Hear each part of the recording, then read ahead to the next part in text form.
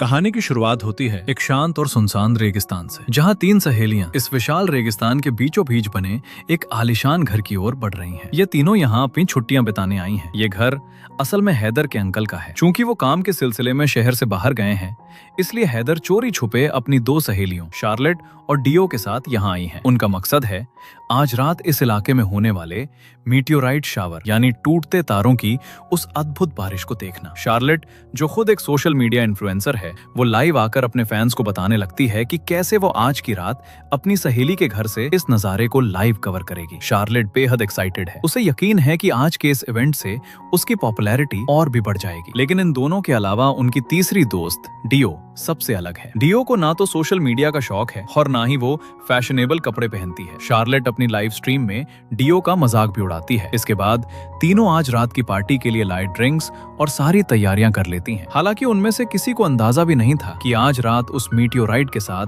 पृथ्वी पर क्या आने वाला है। धीरे धीरे शाम हो जाती है और अब उन्हें मीटियोराइट दिखना शुरू हो गया था। हैदर और डियो उसे देख हैरत में पड़ गईं, क्योंकि ये मीटियोराइट बाकी सितारों से कुछ ज्यादा ही चमकदार था। वहीं पीछे खड़ी शार्लेट परेशान थी, क्योंकि उसे ये सारा इवेंट लाइव स्ट्रीम करना था। तभी अचानक से ही सारे फोन्स के नेटवर्क चले गए। मीटियोराइट के नीचे गिरने के बाद तीनों अपने प्लान को कंटिन्यू करते हुए इसी शांत रेगिस्तान में ड्रिंक्स पीते हुए एंजॉय करने लगती हैं। कुछ देर बाद हैदर और डियो शार्लेट को समझाती हैं कि वो लाइव स्ट्रीम ना कर पाने से निराश ना हो। सोशल मीडिया उसकी पूरी लाइफ नहीं है और अभी के लिए उसे सिर्फ पार्टी एंजॉय करनी चाहिए। लेकिन शार्लेट के मुताबिक डियो जैसी लड़की जिसके आज तक 100 फॉलोअर्स भी नहीं हुए, वो कभी उसके फेम को नहीं समझ पाएगी। अब तीनों ड्रिंक करते हुए बहुत नशे में आ गई थी। तभी अचानक उनके पूल में एक अजीब सी चीज गिरती है। वो चीज बाहर से इतनी गर्म थी कि पल भर में पूरे पूल का पानी उबलने लगता है। तीनों सहेलियां ध्यान से देखती हैं। वो मीटियोराइट अब धीरे धीरे हिल रहा है और उसमें से एक बेहद तेज बदबू आ रही है। हैदर बिना देर किए उसे पूल से निकालने लगती है ताकि वहां और गंदगी ना फैले। काफी मशक्कत के बाद हैदर उसे बाहर निकालने में कामयाब तो हो जाती है, पर तभी उसे एहसास होता है कि ये कोई पत्थर या मीटियोराइट नहीं बल्कि एक जीता जागता जीव है। हैरानी की बात यह थी कि उसके शरीर का कोई भी अंग साफ दिखाई नहीं दे रहा था। तीनों अंदाजा लगाने लगती हैं कि शायद ये रेगिस्तान में पाया जाने वाला कोई दुर्लभ जानवर होगा। चूंकि उन्हें जानवरों के बारे में ज्यादा जानकारी नहीं थी, इसलिए वे घर के अंदर जाकर कुछ मैगजीन्स खंगालने लगती हैं। इंटरनेट तो पहले ही बंद हो चुका था, वरना वे फोटो खींचकर ऑनलाइन सर्च कर लेती। लेकिन अफसोस, मैगजीन्स में भी उन्हें कोई सुराग नहीं मिलता। अब हैदर के मन में डर बैठने लगा है। उसे चिंता है कि उसके पिता इस गंदगी को देखकर उस पर बहुत गुस्सा होंगे। हालांकि शार्लेट उसे समझाती है कि वो अभी इस बारे में ज्यादा ना सोचे और फिर तीनों और ज्यादा ड्रिंक करके वहीं सो जाते हैं। अगली सुबह जब उनकी आंख खुलती है तो सिर भारी था, एक भयानक हैंगओवर, जिसकी वजह से वे चिड़चिड़े होकर एक दूसरे से ही लड़ने लगते हैं। खैर, थोड़ी देर बाद वे ब्रेकफास्ट करने बैठते हैं ताकि कुछ बेहतर महसूस हो सके। लेकिन तभी एक और अजीब चीज होती है। उनके मोबाइल फोन्स अजीब तरह से ग्लिच करने लगे थे। डियो सुझाव देती है कि शार्लेट और हैदर के फोन बहुत एडवांस्ड हैं, इसलिए शायद काम नहीं कर रहे। वो अपना पुराना फोन ट्राई करने को कहती है जो पुरानी टेक्नोलॉजी पर था। लेकिन हैरानी की बात यह थी कि वो पुराना फोन भी खराब हो जाता है। उन्हें समझ नहीं आ रहा था कि एक साथ सबके फोन कैसे डेड हो सकते हैं। शार्लेट, जो एक इन्फ्लुएंसर है, वो इंटरनेट ना होने की वजह से पागलों की तरह गुस्सा करने लगती है। वो बाकी दोनों को खरी खोटी सुना ही रही थी कि तभी बाहर से उस जानवर की आवाज आती है जिसे कल रात वे नशे की हालत में लॉन में ही छोड़ आए थे। वे दौड़कर बाहर निकलती हैं, लेकिन वहां का नजारा देख उनके होश उड़ जाते हैं। वो जीव अब उस कपड़े में नहीं था। वो वहां से निकलकर कहीं रेंग चुका था और पीछे छोड़ गया था एक अजीब सा गाढ़ा काला लिक्विड। वे तीनों अब सुरक्षा के लिए एक टूल लेकर उस रहस्यमयी जीव के निशानों का पीछा करने लगती हैं। थोड़ी ही दूर जाने पर उन्हें वो जीव दिखाई दे जाता है। वे अभी उसे देख ही रही थीं कि अचानक उनके पीछे एक अजनबी लड़का आ जाता है, जिसे देखकर तीनों बुरी तरह चौंक जाती हैं।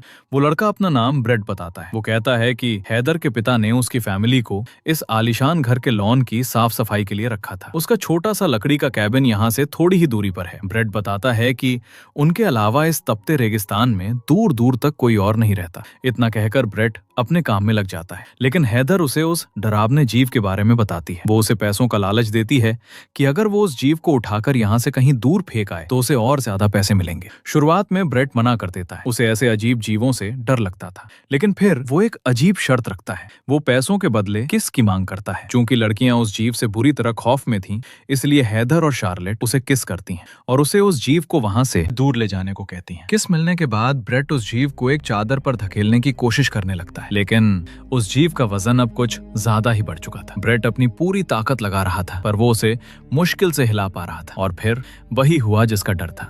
जैसे ही उसने उसे चादर पर धकेला, अचानक उस जीव का सिर उग आया। वो तेज वाइब्रेशंस निकालने लगा। दहशत के मारे ब्रेट सब कुछ छोड़कर अपने कैबिन की ओर भाग खड़ा हुआ। तीनों लड़कियां सन्न रह गईं। वो जीव अब भी लगातार अजीब और डरावनी आवाजें निकाल रहा था। हैदर का माथा ठनका। उसे यकीन हो गया कि ये कोई साधारण जानवर नहीं बल्कि एक एलियन है। कल तक जो महज एक पत्थर जैसा था, आज उसमें सिर और पैर उगाए थे। हैदर चिल्लाई, अगर ये कोई खतरनाक एलियन हुआ तो हमें इसे अभी के अभी मार देना चाहिए। लेकिन डियो उसे रोक देती है। उसका मानना था कि बिना कुछ जाने किसी की जान लेना गलत है। वो चाहती थी कि सरकारी अथॉरिटीज को खबर की जाए ताकि वे इस पर रिसर्च कर सकें। पर अफसोस, फोन तो पहले ही बंद पड़े थे। वे किसी को मदद के लिए बुला भी नहीं सकती थी। लेकिन हैदर के हिसाब से उन्हें फौरन उस एलियन को अपनी प्रॉपर्टी से बाहर करना था। तीनों मिलकर उस भारी जीव को खींचने लगती हैं। वे हैरान थीं कि इतने छोटे से शरीर के अंदर इतना मांस कहां से आया। वो जीव उन्हें 600 किलो से भी ज्यादा भारी लग रहा था। काफी जद्दोजहद के बाद वे उसे बाहर निकालने में कामयाब हो जाती हैं। वे वापस आकर फिर से पार्टी करने लगती हैं, क्योंकि 2 दिन बाद उनकी गाड़ी उन्हें लेने आने वाली थी। उन्होंने सोचा था कि तभी वे सरकारी अथॉरिटीज को भी खबर कर देंगे। उन्हें अब वो एलियन खतरनाक नहीं लग रहा था, इसलिए वे दोबारा नशे में डूबकर एंजॉय करने लगती हैं। लेकिन रात के सन्नाटे में जब वे सो रही थी, तभी डियो की आंख फिर से उसी तेज वाइब्रेशन से खुल जाती है। वो अकेले ही दबे पांव बाहर निकलती है। उसे धीरे धीरे एहसास होता है कि ये वाइब्रेशंस शायद कोई खतरा नहीं बल्कि मदद की एक पुकार है। डियो को लगता है कि वो जीव भूखा है और अपनी इन तरंगों के जरिए उनसे बात करने की कोशिश कर रहा है। वो भागकर हैदर को जगाने जाती है, लेकिन हैदर इतनी रात को उठना नहीं चाहती। तो डियो, जिसे उस एलियन पर दया आ रही थी, वो अकेले ही उस भारी जीव को दोबारा घर के अंदर उठा लाती है। लेकिन एक अजीब बात थी। उसने नोटिस किया कि अब उस एलियन का वजन बहुत हल्का हो गया था। डियो उसे कमरे में लिटाकर फ्रिज में रखा मिल्क शेक पिलाने लगती है और वो रहस्यमय जीव बिना किसी दिक्कत के उसे पी भी लेता है। अगली सुबह जब शार्लेट की नींद खुलती है तो वो दंग रह जाती है। फ्रिज से उसकी सारी पसंदीदा चीजें गायब थी। इतना ही नहीं, जब वो उस एलियन को दोबारा कमरे में देखती है तो डर के मारे उसकी चीख निकल जाती है। वो सीधा डियो पर भड़क उठती है कि वो गंदा एलियन घर के अंदर वापस कैसे आया। डियो उसे रात की पूरी सच्चाई बताती है, लेकिन हैदर का गुस्सा शांत नहीं होता। वो साफ कह देती है, इसे इसी वक्त बाहर फेंको। जैसे ही डियो उस जीव को उठाने के लिए आगे बढ़ती है, अचानक वो एलियन फिर से तेज वाइब्रेशन निकालने लगता है। इस बार वो वाइब्रेशन इतनी भयानक थी कि उन तीनों के सिर में असहनीय दर्द होने लगता है। डियो कराहते हुए कहती है, शायद ये अब यहाँ से बाहर नहीं जाना चाहता। शार्लेट घबराकर एक आखिरी रास्ता निकालती है। वो कहती है कि उन्हें पास के कैबिन में रहने वाली फैमिली से मदद मांगनी चाहिए। उनके पास गाड़ी है, वे इस जीव को गाड़ी में डालकर पास के टाउन ले जा सकते हैं, जहाँ इसे ऑफिशियल अथॉरिटीज को सौंपा जा सके। वैसे भी उनकी गाड़ी 2 दिन बाद आने वाली है और उनके फोन्स भी डेड हो चुके हैं, इसीलिए वो अभी खुद से कुछ भी नहीं कर सकते। हैदर और शार्लेट को यहीं घर पर छोड़कर डियो खुद एक बोगी लेकर पास के उसी कैबिन में मदद मांगने चली जाती है। वहीं अब घर पर शार्लेट अकेली थी और उस एलियन की बदबू से परेशान हो चुकी थी। इसीलिए वो उसे मारने के लिए एक ड्रिंक में पॉइजन मिला देती है ताकि ये जीव उसे पीकर मारा जाए। वैसे भी अगर डियो यहाँ होती तो उसे ऐसा कभी नहीं करने देती, लेकिन शार्लेट उस एलियन को वो ड्रिंक पिला पाती। वो एलियन अपनी शक्तियों से शार्लेट के ब्रेन को कंट्रोल करके उसके इरादों को समझ लेता है। वो शार्लेट को कंट्रोल करते हुए पॉइजन के ग्लास को नीचे गिरा देता है। वहीं दूसरी तरफ हैदर और डियो अब तक उस कैबिन तक पहुंच चुके थे। हालांकि हैदर का मानना था कि कैबिन के बाहर एक डॉग रहता है, लेकिन अब यहाँ कोई नहीं है। अंदर जाकर वो देखते हैं, यहाँ तो बहुत सारे अलग अलग तरह के इंस्ट्रूमेंट्स रखे हुए थे, ऐसे साइंटिफिक इंस्ट्रूमेंट्स जिनसे कि कोई स्पेस पर रिसर्च कर रहा हो। डॉ ने यहाँ रखे हुए नोट्स भी देखे, जिनमें कि स्पेस और दूसरी गैलेक्सीज की डिटेल्स लिखी हुई थी। इसके अलावा बहुत सारे साइंटिफिक फॉर्मूलाज भी थे जो गैलेक्सी में सिग्नल भेजने का काम करते थे। डियो समझ गई कि यहाँ जो कोई भी था वो डीप स्पेस और एलियन लाइफ पर रिसर्च कर रहा था। शायद वो भी 2 रात पहले मीट राइड देखने आया होगा, लेकिन अब वो सब यहाँ से कहाँ गए? यहाँ कैबिन वाली फैमिली भी नहीं है, जबकि उनकी गाड़ी बाहर ही खड़ी है। इसलिए दोनों अब अगले दिन फिर से यहाँ आने का फैसला कर वापस लौट जाते हैं। यहाँ वो वापस आकर देखते हैं कि शार्लेट अब बड़े आराम से पूल में लेटी हुई है। दोनों उसे सारी बात बताते हैं कि उन्हें कैबिन खाली मिला और अब मजबूरन उन्हें एक दिन और उस एलियन को अपने घर में रखना पड़ेगा। लेकिन आश्चर्य की बात ये थी कि शार्लेट को इस बात से कोई प्रॉब्लम नहीं थी, जबकि उस एलियन को देख वही सबसे ज्यादा भड़क रही थी। तो अब अचानक उसे क्या हुआ, ये हमें आगे पता चलने वाला है। हालांकि हैदर अभी भी उस एलियन की स्मेल से बहुत गुस्से में में थी। इसी बीच डियो का ध्यान पास में पड़े शीशे के टूटे हुए ग्लास पर भी जाती है। वहीं अब लंच पर शार्लेट अजीब कारणों से बहुत सारा खाना खाने लगती है। वहीं शार्लेट, जो कि हमेशा अपनी फिटनेस के लिए कम से कम और तहजीब से खाना खाती थी, उसे ऐसे भूखों की तरह खाना खाते देख हैदर और डियो भी हैरान होती हैं कि जब से वे वापस लौटी हैं तब से शार्लेट इतना कैसे बदल गई। इतना ही नहीं, शार्लेट तो खाने के बाद बाहर तेज धूप में जाकर जोर जोर से एक्सरसाइज भी करने लगती है। कुछ देर बाद रात हो जाती है और इस बार आधी रात को हैदर की आंख खुलती है क्योंकि उसे एक अजीब सी आवाज आ रही थी और बाहर जाकर जो वो अपनी आंखों से देखती है उसे उस पर विश्वास ही नहीं होता। यहाँ वो एलियन जीव अपने साइज को बढ़ा रहा था और शार्लेट बिना कपड़ों के उस एलियन से लिपटी पड़ी है। हैदर घबराहट में जोर से चिल्लाती है, लेकिन तभी वो एलियन हैदर के ब्रेन को अपने कंट्रोल में कर लेता है। हैदर, जो अब अपने बस में नहीं थी, वो भी खुद से अपने कपड़े निकालकर उसी एलियन और शार्लेट के पास जाकर लेट जाती है और वो एलियन उन दोनों के साथ इंटीमेट होने लगता है। अगली सुबह डियो की आंख खुलती है और वो दोनों को बाहर एक साथ देख उनसे कहती है कि आज उनका शहर वापस जाने का समय हो चुका है, इसीलिए हैदर अपनी कैब वाले से पूछे कि वो उन्हें लेने किस टाइम आएगा। लेकिन अब हैदर और शार्लेट दोनों ही अजीब बर्ताव करने लगती हैं। वे कहती हैं कि उनके फोन काम नहीं कर रहे और अगर उनका गाड़ी वाला आ भी गया तब भी वे कहीं नहीं जाएंगी। अब शुरू में डियो को लगा कि उन दोनों ने शायद उसके बिना ही नशे की टैबलेट्स खा ली हैं और अभी वे नशे में। यहाँ डियो दोनों से उस एलियन के बारे में पूछती है तो शार्लेट उसे बताती है कि हमारे मालिक हमारे बेडरूम में आराम कर रहे हैं। यहाँ डियो को और शक होने लगता है कि उस एलियन ने उनके साथियों के साथ कुछ किया है और वो उसे देखने शार्लेट के बेडरूम में जाती है। उसने देखा कि वो एलियन क्रिएचर अब समय के साथ खुद को और ज्यादा इवॉल्व कर रहा है। उसका साइज अब काफी बढ़ चुका था, मानो वो अब पृथ्वी के वातावरण में खुद को ढाल चुका है। डियो उसे वहीं छोड़कर वापस से हैदर और शार्लेट के पास आती है और उन्हें यहाँ से निकलने को बोलती है क्योंकि अब उनका यहाँ रुकना खतरे से खाली नहीं था। लेकिन शार्लेट जवाब देती है कि अब वे यहाँ से बाहर कभी नहीं जाएंगे और अच्छा होगा कि डियो भी हमेशा के लिए यहीं पर रुक जाए। डियो अब समझ चुकी थी कि उसके दोनों साथी अब उस मॉन्स्टर के कब्जे में, इसलिए वो मदद लेने उसी कैबिन की ओर भागती है। कैबिन पहुंचकर वो देखती है कि वहां मौजूद गाड़ी से चाबियां गायब है। अगर उसे अंदर कैबिन से चाबियां मिल जाती तो वो यहाँ से अपने दोस्तों को लेकर बाहर निकल जाती और पास के टाउन में जाकर पुलिस को उस एलियन के बारे में इन्फॉर्म कर सकती थी। हालांकि आज फिर से उस कैबिन में कोई नहीं था, इसलिए डियो जल्दी से गाड़ी की चाबियां ढूंढने लगती है। इसी बीच उसे फिर से वे साइंटिफिक नोट्स दिखाई देते हैं और उसे सरप्राइजिंगली उसी एलियन जीव की ड्राइंग भी मिल जाती है जो अभी उनके घर में मौजूद है। यानी यहाँ जो कोई भी साइंटिस्ट मौजूद था वो इसी एलियन जीव पर रिसर्च कर रहा था। डियो को धीरे धीरे सब समझ आने लगता है कि कैसे यहाँ आए साइंटिस्ट ने ही उस एलियन के प्लैनेट को ढूंढ निकाला और कैबिन में मौजूद इंस्ट्रूमेंट्स के जरिए एलियंस को पृथ्वी पर आने का मैसेज भेजा होगा। उसी सिग्नल के बाद एलियन उस मीटरराइट के जरिए सिग्नल का पीछा करते हुए पृथ्वी पर आ गए। तभी डियो का ध्यान दीवार पर बने गन शॉट पर जाता है। वहां वो देखती है कि कैबिन के पीछे साइंटिस्ट मरा पड़ा है, यानी उसे एलियन ने पहले ही मार दिया था। डियो अब जल्दी से डरकर वापस हैदर के घर जाने लगती है ताकि अपने दोनों दोस्तों को उस मॉन्स्टर से बचा सके। वापस आकर वो शार्लेट पर चिल्लाते हुए सब बताने लगती है जो कुछ भी उसने उस कैबिन में देखा था। लेकिन अब शार्लेट और हैदर को इन बातों से कोई फर्क ही नहीं पड़ रहा था, इसलिए डियो फिर से उस एलियन को देखने उसके रूम में जाती है और उस एलियन पर चीखते हुए कहती है कि उसे पता है कि उसने ही उसके साथियों के दिमाग पर कब्जा किया है और वही उन्हें यहाँ पर रोक रहा है। तभी वो एलियन डियो का मन पढ़ लेता है और उसे काबू में करने की कोशिश करने लगता है। डियो भी अपने दोस्तों की तरह अपने कपड़े उतारने लगती है, लेकिन अचानक उसका ध्यान टूट जाता है और वो इस एलियन के माया जाल में नहीं फंसती। वो समझ चुकी थी कि कैसे उस एलियन ने उसका ब्रेन कंट्रोल करने की कोशिश की और ऐसा ही कुछ उसने उसके दोनों दोस्तों के साथ किया होगा। यहाँ डियो उस एलियन से उसका इरादा पूछती है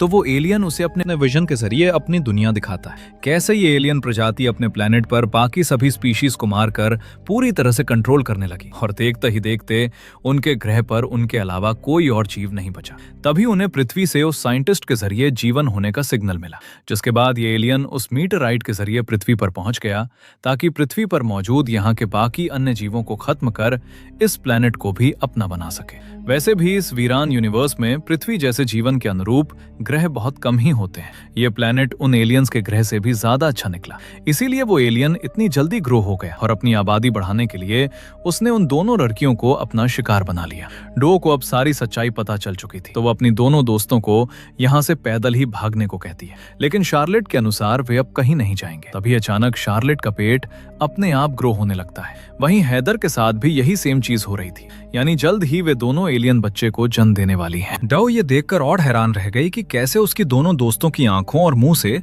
वही काला लिक्विड निकल रहा है जो शुरू में उस एलियन की बॉडी से निकल रहा था। यहाँ डव चाहकर भी उन्हें संभाल नहीं पाती। वो समझ गई कि शायद वे उस एलियन के बच्चे को जल्द ही जन्म दे देंगे और जन्म देने के बाद खुद भी मारी जाएंगी। इसलिए डव अब उस एलियन को ही जान से मारने का फैसला करती है ताकि इन सबको यही रोक सके। लेकिन जब वो उसे मारने अंदर जाती है तो हैदर और शार्लेट उसे रोकने के लिए उस पर अटैक कर देती हैं और डव के सिर पर वार कर उसे नीचे गिरा देती हैं। डव जो अब तक घायल हो चुकी थी वो उस एलियन से कहती है कि वो उसके साथियों को छोड़ दे, लेकिन एलियन फिर से डव के ब्रेन को कंट्रोल करने की कोशिश करता है, मगर लाख कोशिशों के बाद भी वो डव के दिमाग को कंट्रोल नहीं कर पाता। इसी बीच डव एक हथियार उठाकर उस एलियन पर हमला कर देती है और उसे जान से मार देती है, जबकि हैदर और शार्लेट जो एलियन से प्रेग्नेंट थीं, वे एलियन बेबी को जन्म देने के लिए दूर भागने लगती हैं। डव को पता था कि वो और एलियंस को पैदा नहीं होने दे सकती, इसलिए वो उसी बोगी का इस्तेमाल कर पहले रेगिस्तान में दूर भाग रही हैदर को टक्कर मारती है। लेकिन इससे हैदर के पेट में पल रहा एलियन नहीं मरता, तो डव रोते हुए हैदर के पेट पर वार करती है, जिससे वो एलियन और उसकी साथी दोनों मारे जाते हैं। इसके बाद उसने देखा कि शार्लेट अभी भी भाग रही है। वहीं अब तक उस बोगी में तेल भी खत्म हो गया था, इसलिए डव अब तेजी से दौड़कर शार्लेट के पीछे जाने लगती है। वहीं शार्लेट जो अब खुद के काबू में नहीं थी, वो अपने एलियन बेबी को बचाने के लिए डव से लड़ने लगती है, जबकि पीछे अब तक वो कैब वाला आदमी आ चुका था, जिसे आज तीनों दोस्तों को वापस लेकर जाना था। वो देखता है कि यहाँ तो डव और शार्लेट आपस में लड़ रही हैं। उसे डव के पास हथियार देखकर गलतफहमी हो जाती है कि डव शार्लेट को मारने की कोशिश कर रही है, और जब डव शार्लेट के ऊपर आकर उसके पेट पर मारने ही वाली थी कि ऐन वक्त पर ड्राइवर ने उसके हाथ पर गोली मार दी, जिसके बाद वो घायल शार्लेट को उठाकर गाड़ी में ले जाने लगता है ताकि पास के टाउन में ले जाकर उसका इलाज करवा सके। वहीं डव के सिर्फ हाथ में गोली लगी थी, तो वो फिर से उठकर गाड़ी के पीछे जाने लगी कि कहीं वो ड्राइवर उस एलियन को मेन टाउन तक ना पहुंचा दे, और अगर ऐसा हुआ तो पूरी पृथ्वी ही खतरे में आ जाएगी। उसने कार के पास जाकर देखा कि शार्लेट ने उस ड्राइवर को भी मार दिया है, जिसे देख अब डव उस गाड़ी में रखी राइफल उठाती है और गाड़ी के पीछे जाकर देखती है कि शार्लेट एलियन बेबी को जन्म देना शुरू कर चुकी है, और एलियन के पैदा होते ही शार्लेट तो वैसे भी मारी जाएगी। इसलिए डव अब अपने मन को मजबूत कर शार्लेट के पेट में शूट कर देती है। डव ने फाइनली उस मेन एलियन समेत उन दोनों एलियंस बेबीज को भी मार दिया, लेकिन इसके साथ उसकी दोनों दोस्त भी मारी गई। हालांकि डव को इस बात की खुशी थी कि उसने कम से कम अपनी पृथ्वी को उन एलियन से बचा लिया, लेकिन तभी डव ये देखकर हैरान रह गई कि अब आसमान में उसी एलियन प्लेनेट से हजारों लाखों मीटियोराइट्स पृथ्वी पर गिर रहे हैं, जिसका यही मतलब था कि उस साइंटिस्ट के सिग्नल्स को अकेले इस एलियन ने नहीं बल्कि उस प्लेनेट पर मौजूद सभी एलियंस ने सुन लिया था, और अब सारे एलियंस इस ग्रह पर आ रहे हैं, यानी अब इस पृथ्वी का तबाह होना निश्चित है। और इसी शॉकिंग एंडिंग के साथ ये कहानी यहीं पर खत्म हो जाती है। अगर आपको ये कहानी पसंद आई तो लाइक जरूर करें और हमारी न्यू चैनल को सब्सक्राइब करना ना भूलें। मिलते हैं नेक्स्ट पार्ट में।